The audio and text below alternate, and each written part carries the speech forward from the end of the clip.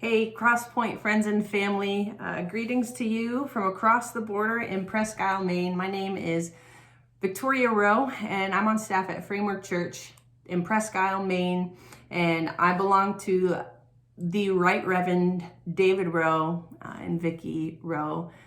Just wanted to say I miss you guys terribly. It's been about a year since I have been able to come and worship with you. Really missed Uprising this year, hopeful and expectant that maybe next year that can be a thing again. But Dad asked me to participate in the Lent reading with you. And so it's an honor today to read from Mark's Gospel, chapter 7, verses 1 to 21. And I'll be reading from the New Living Translation. It says, "One day some Pharisees and teachers of religious law arrived from Jerusalem to see Jesus. They noticed that some of his disciples failed to follow the Jewish ritual of hand washing before eating. The Jews, especially the Pharisees, do not eat until they have poured water over their cupped hands, as required by their ancient traditions. Similarly, they don't eat anything from the market until they immerse their hands in water. This is but one of many traditions they have clung to, such as their ceremonial washing of cups, pitchers, and kettles. So the Pharisees and teachers of religious law asked him, 'Why don't your disciples follow our age-old tradition? They eat without first performing the hand-washing ceremony.' And Jesus replied, 'You hypocrites!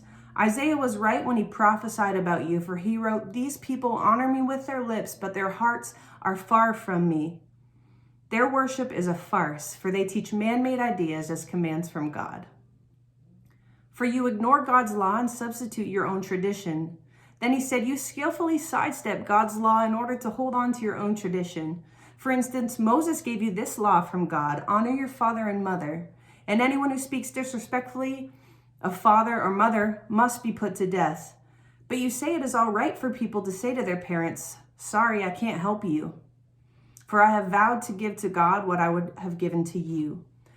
In this way, you let them disregard their needy parents. And so you cancel the word of God in order to hand down your own tradition. And this is only one example among many others.' Then Jesus called to the crowd to come and hear. 'All of you listen,' he said, 'and try to understand. It's not what goes into your body that defiles you. You are defiled by what comes from your heart.' Then Jesus went into a house to get away from the crowd, and his disciples asked him what he meant by the parable he had just used. 'Don't you understand it either?' he asked. 'Can't you see that the food you put into your body cannot defile you? Food doesn't go into your heart, but only passes through your stomach and then goes into the sewer.' By saying this, he declared that every kind of food is acceptable in God's eyes. And then he added, 'It is what comes from inside that defiles you. For from within, out of a person's heart, come evil thoughts, sexual immorality, theft, murder.'" The word of God. Bless you today.